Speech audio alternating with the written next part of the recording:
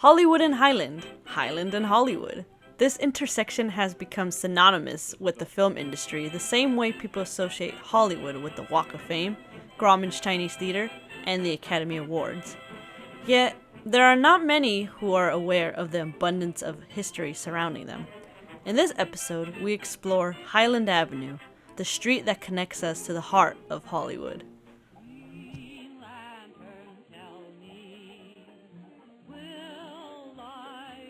During the California Gold Rush, there was an abundant amount of people coming from the East Coast towards the West Coast.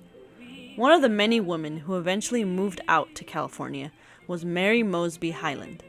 She was born in 1865 in Illinois. She then married Thomas Walter Price, who was a blacksmith from Missouri and took his last name. They moved to Hollywood in 1888 on Highland and Fountain Avenue. They adopted a girl named Myrtle Francis. Thomas Price continued his blacksmith business while they lived their life in farmland Hollywood. Unfortunately, that idyllic life ended on April 10, 1901, when Mrs. Price died of a brain tumor.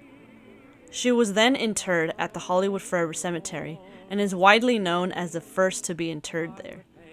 Her neighbor, Mary Mole, who was Hollywood's first teacher, wanted the city to honor Price, ironically not for her death, but for the street going through her strawberry farm. As we explore these streets, we come to discover that they're named after those who have walked these streets.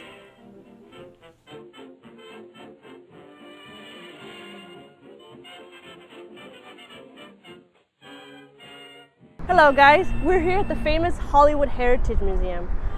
What's surprising about this museum, it wasn't actually a museum at all. It was actually a filming location, a barn actually, for the famous movie The Squaw Man, which is Hollywood's first feature film, shot in Hollywood actually. This barn actually was shot where the current Chase building is, which is in Selma and Vine. But let me show you around, tell you about the history, and hopefully learn something from this segment. Come on.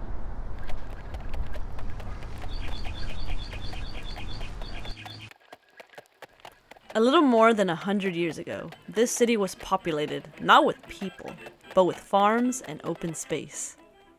Not too far from the heart of Hollywood, we see a barn. A barn that changed the course of Hollywood history.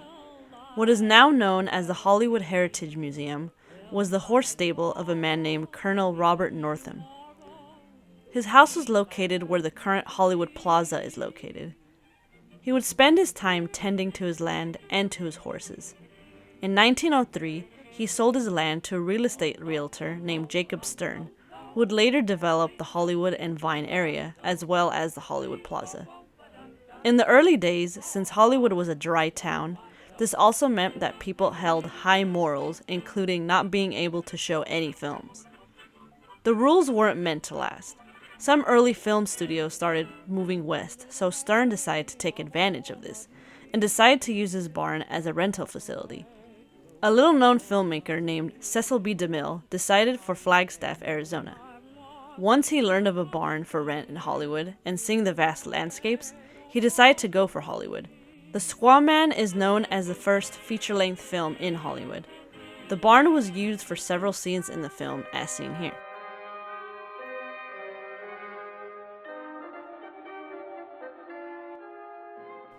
In 1926, the barn was moved onto the Paramount lot and used as a set for Western films as well as a studio gym. Now here there's a famous picture with Jesse Lasky and Cecil B. DeMille because they designated this barn during the 50s when it was on the Paramount lot actually. What originally happened was they had the barn for years with no care whatsoever at where it was at Selma and Vine. But Jesse Lasky and Cecil B. DeMille decided, you know what, there's a lot of history tied with us with this barn. So they took it from where it was to the Paramount lot. And that's where they shot a lot of Westerns, and it was used as a gym for a while. But they decided to designate it as a kind of historical landmark in the 50s. So that's what this sign is for, to show where, in their eyes, Hollywood kind of started. In 1956, Jesse Lasky and DeMille realized how important the barn was, so they decided to designate it as a state historical building, as being the first major Hollywood studio. Unfortunately, times were changing, and during the 70s, the barn was moved out of Paramount and onto a parking lot across from Capitol Records. After many years trying to find the barn a new home, the Hollywood Chamber of Commerce decided on Highland Avenue. After a discarded idea for a film museum across the Hollywood Bowl, they decided it would be a perfect location for the Hollywood Heritage Museum. The barn has been here since 1986, and it proves to show future generations that with a little luck, historic buildings like this can be saved to continue telling its story.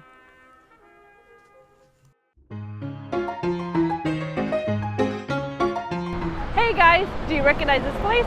We're at the Hollywood Bowl. There's such a long history with this place. Come and join me and let's go talk about it.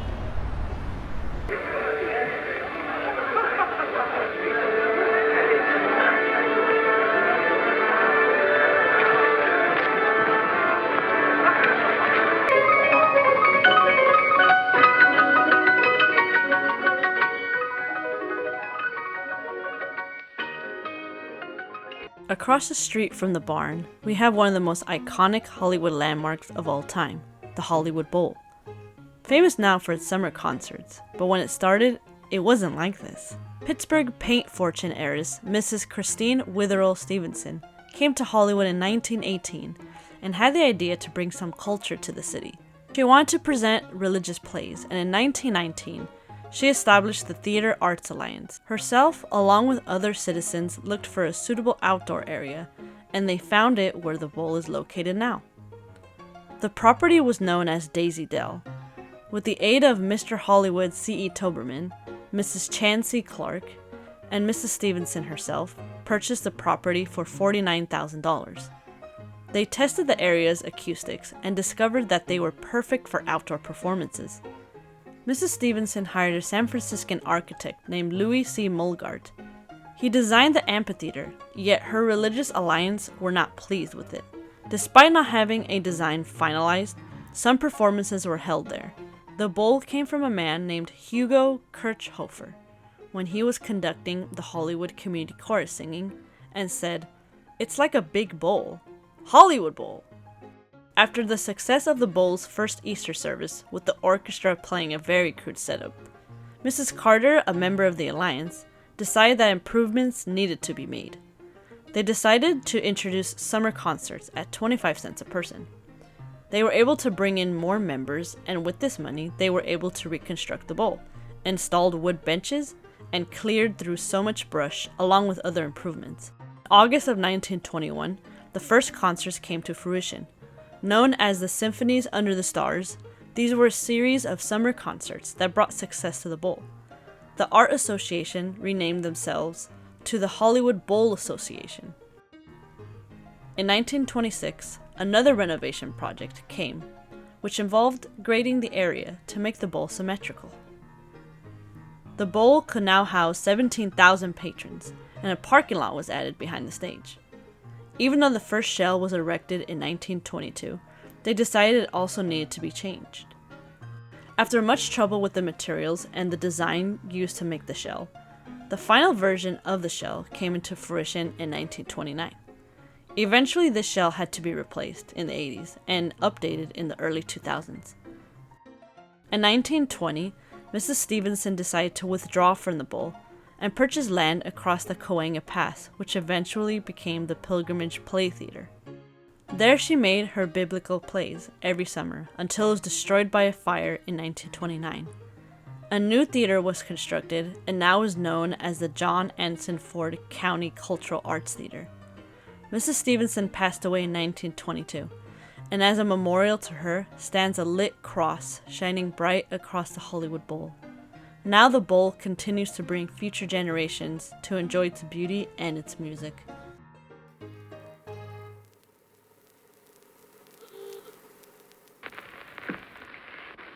Good afternoon. Day, week, or month? Well, it's a little hard to say. You see, I'm going into the movies. Well, you better take it for a week. It'll break your jump to Beverly Hills. Everyone needs a place to stay when they are on vacation or are just trying to become the next star in Hollywood. And some of those people just fall in love with the place they visit and decide to live there.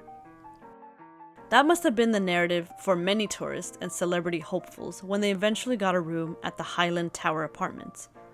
Constructed in 1926 by the architects Morgan, Walls, and Clements, the same architects who designed the El Capitan Theater. This apartment served as a cheap place to live for people who were trying to break into the movies. Some notable people who lived here was Mary Martin. Her son eventually became the star Larry Hagman. William Faulkner was also at one point living here, working on a screen adaptation of The Big Sleep, as well as the cult psychic Mr. Creswell, who lived in the penthouse. Ed Wood came by and visited him throughout his stay. May Robeson and Thelma Todd with their mother also lived here. Today, this apartment still serves as a place for people with dreams of stardom to reside.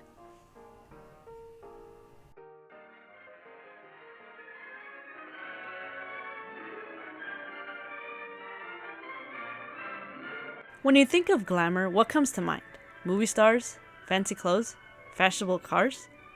Well, how about maxfactor? He popularized having makeup and created glamour by having famous movie stars as his clients. Before Factor, makeup was frowned upon. After he perfected the technique, every woman wanted to look like his glamour girls. Born in Lodz, Russia, Factor had dreams to be successful. He worked various odd jobs, including selling fruit, candy, and food at his local theater. That's where Factor got a taste of the theater business. In Russia, having extravagant makeup and wigs were all the rage, so as Factor grew a little older, he took an apprenticeship to learn how to make wigs professionally, as well as applying makeup. He eventually landed a job at a Russia Grand Opera, famously performing for Tsar Nicholas and his family. Eventually, he would land a gig with the royal family. Unfortunately, the job was more difficult than he can bear. He married a woman named Esther Rosa. Unfortunately, it was illegal for them to marry because they were Jewish and Polish. They married in secret, so Factor decided to create a new life and his family away from this oppression in America. Factor immigrated first to New York, then St. Louis, to meet up with his brother and uncle. Factor partnered up with someone he met on his trip to help sell his sought-after wigs and cosmetics at the World's Fair. Unfortunately, this man swindled his sales and merchandise. So he decided to go back to his family, and he opened up a barbershop to make an income for his family. One day at work, he overheard someone talking about the movies, and grew an immense interest for what they did and decided to move out west. In 1908, Factor, along with his family and new bride, decided to move to Los Angeles. He opened a wig store on 1204 South Central Avenue, in due part to the proximity of the theaters. Not only he sold wigs, but cosmetics, lipsticks, and grease paint as well for the theaters. He grew dissatisfied with selling other people's products, so he started experimenting more with cosmetic ingredients. The grease paint didn't make the actors look flattering on screen, so in 1914, Factor created the first cosmetic paint that looked great for film. This was massively popular, and this attracted so many different clients to his store.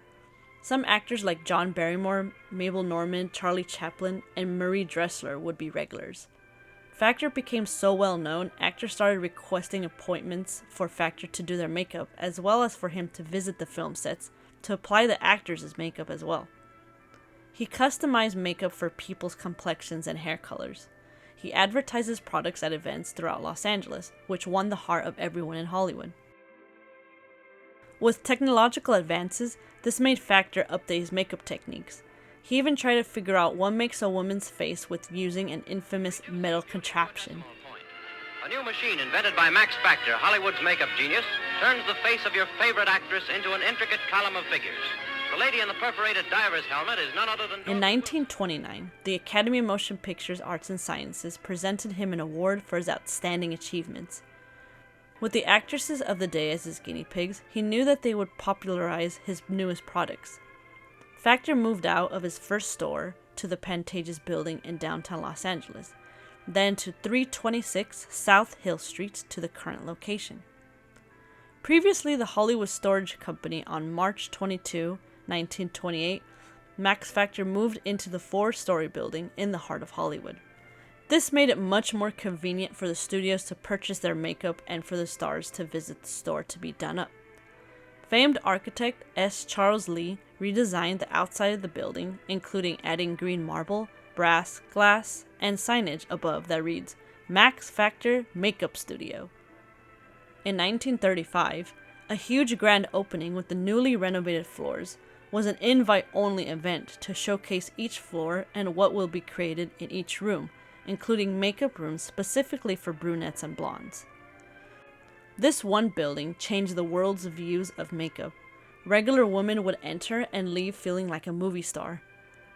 With all of this growing prestige, it came to an immediate halt when in 1936, Max Factor stepped off a curb and was hit by a delivery truck.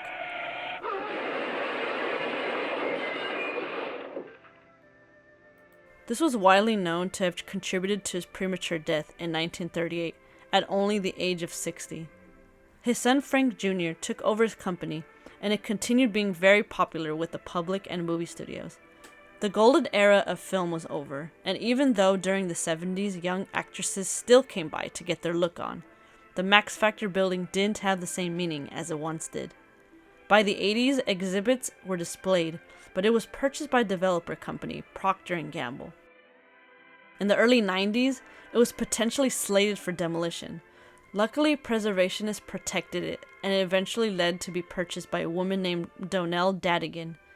Currently, this iconic building is now known as the Hollywood Museum, which celebrates not only the illustrious career of Max Factor, but celebrating all of filmdom.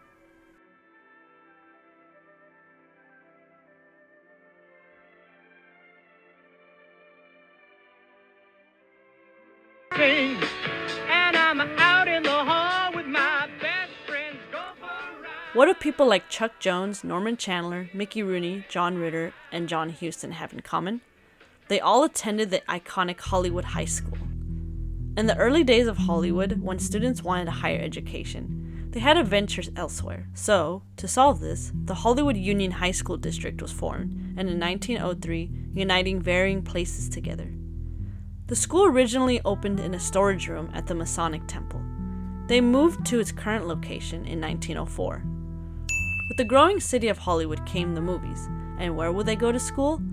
Hollywood High School, of course. The school even started having a reputation for the school for the stars. This was because of a famous story of how movie star Lanaturner was discovered. One day in 1936, Turner cut a typing class and decided to go to the nearby Top Hat malt shop to drink a Coke. Miraculously, the Hollywood Reporter writer Billy Wilkerson saw Turner and asked the manager if he can speak to her. Turner was suspicious, but reluctantly agreed with her, telling the manager, "Stay close." Wilkerson wanted to have a meeting with her, so Turner and her mother eventually went to his office. This resulted in Wilkerson recommending Turner to Zeppo Marx, actor turned agent, and as they say, a star is born. This story added to the school's mystique. The school constructed a larger auditorium in 1924 that housed about 2,500 seats to meet the demand of the growing population. Coincidentally, the same year actor Joel McCrea graduated. In 1921, the school decided to make the Sheik from Rudolphvalentino's famous film their school mascot. Hollywood High was extremely invested in their football teams and took great heroism in it versus anything relating to film. Their athletics teams were often coined as the Foothillers or Filmlanders, but these never stuck. A local sports writer coined them the Sheiks after the recent release of the 1923 Valentino film The Sheik. Hollywood High was growing an increasing reputation of alumni making it big in the entertainment industry. The first being Ruth Rowland, a famous silent film actress, and then Adela Rogers St. John, a prominent Hollywood reporter. With the growing population of Hollywood, this resulted in higher populations for the school. Even with the opening schools around Los Angeles, this still resulted in a huge body and the opening of Fairfax High School. The theater department, run by Arthur B. Cachell, from 1920 on to 1949, helped develop a more professional approach to the students' acting, which made their productions sought after in the community. The students acted in these mostly as a way to get discovered. One notable actress being Fay Wray of King Kong fame. One early famous legend that persists is the famous H, that students who planted it with wood and sheets started it in the late 20s. Wanting to show school spirit, they tried maintaining this H up until 1935. Here you see the H. Since the school was in the middle of such a filmmaking hub, it was a treat to see their favorite stars walking or driving by. One of these occasions, students asked Charlie Chaplin if he was able to talk to the assembly of students, but he politely declined, stating that he was not a public speaker. During the late 20s and early 30s, the studios would continue to supply extras through the student body. Students would continue receiving praise and fame, most notable being Anne Dvorak and director Edward Dmytryk. Mary Pickford even came in 1929 to do a speech for the school, which brought much anticipation to everyone how her voice would sound like. A man named William Snyder was the principal from 1909 to 1929. He penned the school motto, "Achieve the Honorable," and during his tenure, he was able to enhance both the drama and the school's academic standards.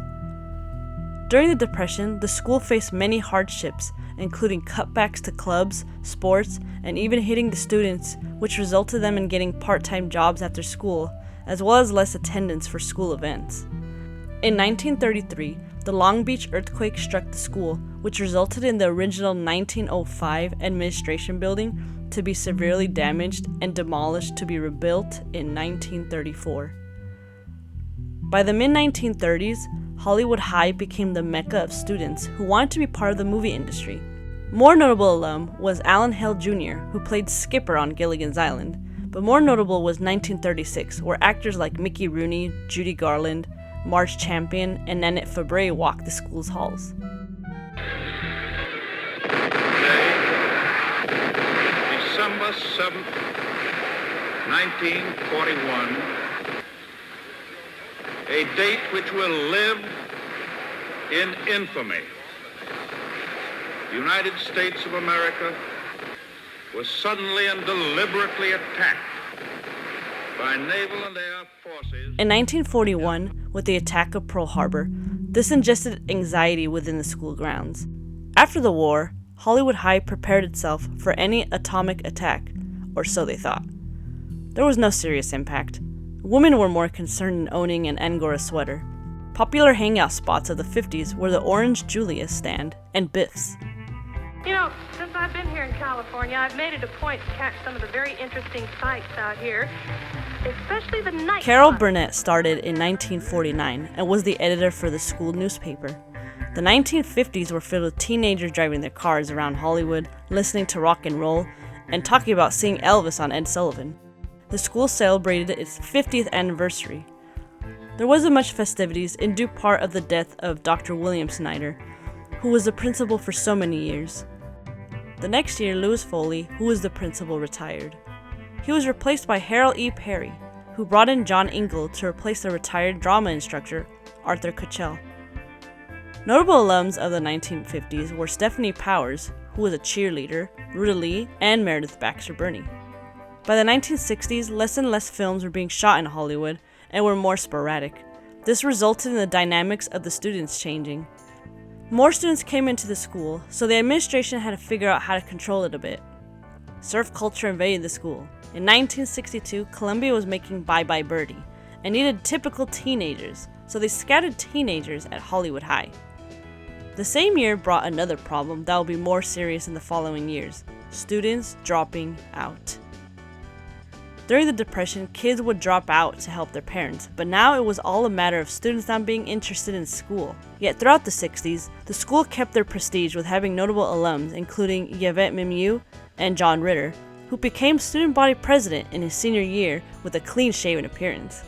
Most notable for Three's Company, but during school, he was popular and had an immense interest in politics. Unfortunately, with the assassination of Robert F. Kennedy, he gave up on politics and went towards the path of acting, something he wasn't particularly interested in school at first.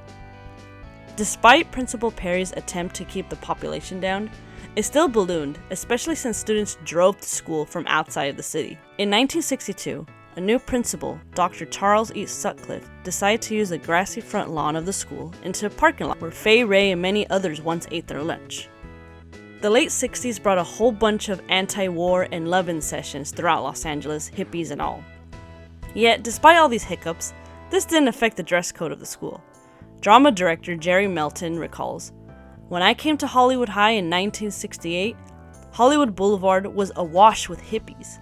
But the campus was still clean-cut, like something out of the past.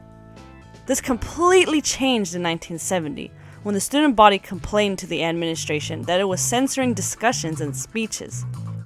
Students wanted freedom of speech, and the administration rejected their pleas. A sit-in was conducted on the front lawn facing Sunset.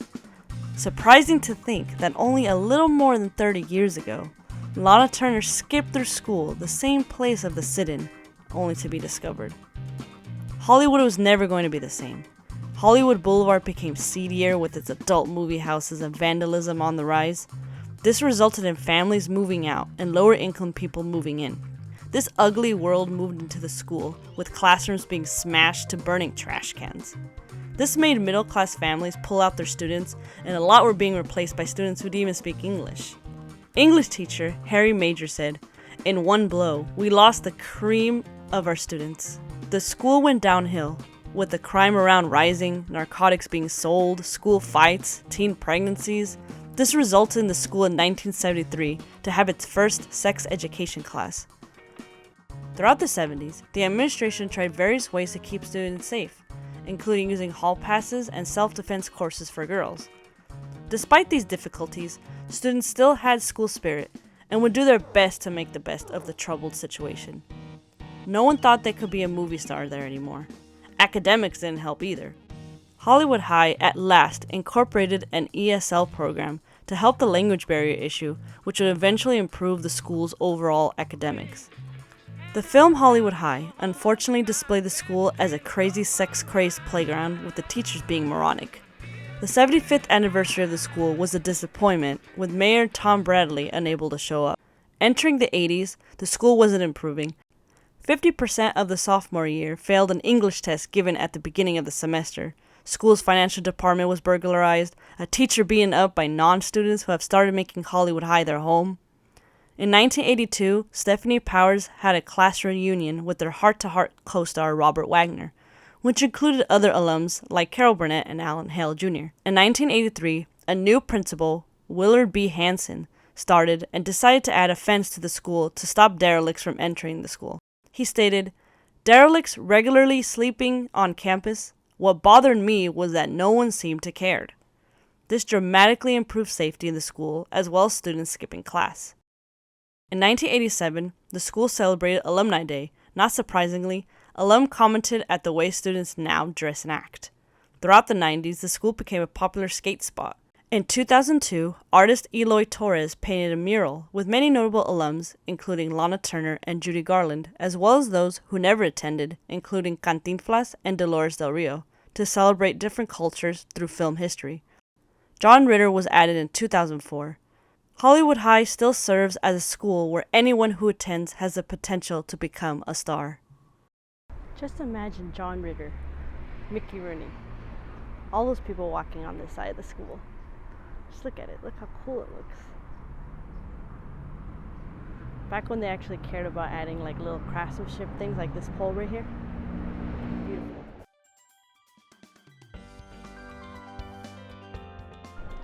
Now in our next little location is actually a little hidden gem. For those of you who don't know, the UPA Animation Studio was a cutting-edge animation studio of the 50s that made animation quick, cheap, but had a unique sense of style to them. And right here, we happen to be arriving at the location. This is actually the second location of UPA Studios. It doesn't look much now on the outside, but here's the building. And currently, it's where BuzzFeed Studios is. Famous for creating cartoons such as Gerald McBoing Boing and The Telltale Heart, before moving to their Toluca Lake studio, UPA had a humble studio here when they were trying to establish themselves as a major player. I would only imagine this is like a gate or something for the entrance, and then that building looks kind of older than the rest, don't you think? A little bit. And there's also that brick building in the background. I would say UPA. Klasky Csupo is another animation studio that produced famous shows such as Rugrats, Rocket Power, and The Wild Thornberrys, as well as an early establishment developed by C.E. Toberman called the Community Laundry Building that helped various studios with their laundry-like dry cleaning. Now let us see what films were shot on Highland Avenue. In episode 1, we explored the history of the Hollywood Hotel, which stood on Hollywood Boulevard and Highland Avenue. Here's Charlie Chaplin's first feature film, Tilly's Punctured Romance, and we see the entrance of the hotel.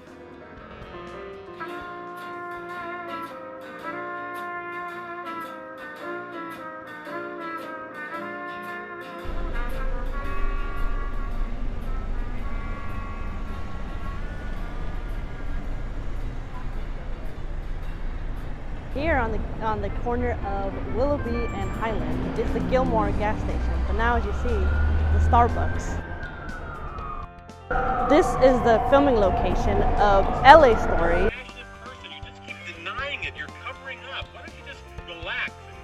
And 48 Hours. Good thing your friends came when they did, Kate. I was getting ready to get in your ass. Yeah, you want to try it again? You just call your buddies back. Opened in 1935, the Gilmore gas station went through many renovations, as you see right here. It was not kept up in its final years, but now I'm glad that Starbucks at least renovated it, so you can kind of see that it's still in good use, a good Art Deco film history. And on 312 Highland Avenue was one of the former homes of John Wayne. Now here I'm standing in front of John Wayne's early house, at least what I've seen. So let's check it out. See behind me? So imagine John Wayne would have entered those gates, or probably most likely they're refurbished. So here's John Wayne's early house. Just imagine John Wayne walking out there and having to drive to the studios, which is not that far away actually. Right next to the Hollywood Bowl, there is this semi-obscure picnic area that not only has tables, but more notably, craftsman bungalows. These houses were once the homes, according to the LA Times, to Stanandlaurel, Oliver Hardy, Tyrone Power, Marilyn Monroe, and later being a hippie commune with Lindaronstadt and Glenn Frey before the Eagles. One of these buildings were even the offices of the Marx Brothers. Where I am at is a little nice bungalow where it's been commonly known that the Marx Brothers had their offices here. It's like a nice little courtyard, but now it looks like it's a kind of police bureau offices. It's so nice looking. It's very hidden. You can't even tell that you're in Hollywood when you're walking through here. Just imagine this being your main courtyard when you leave out in the morning. You can't even think that you're in Hollywood, honestly. So definitely pass by here. It's open to the public. It's a park. You see a lot of squirrels walking around, and it's on Highland Avenue, which is suitable for this video. See, you can even see all the mountains and everything in the back. Trees. Again, you're right next to the Hollywood Bowl. You can have a picnic here, relax. Across the street is the Highland Heritage Hollywood Museum. So, little chairs there. And again, you could go to Hollywood Bowl if you're around the area right here, right next door. Highland Avenue has become the main artery that connected the San Fernando Valley into the movie world of Hollywood. It helped introduce all kinds of commerce that has helped make the city what it has become today.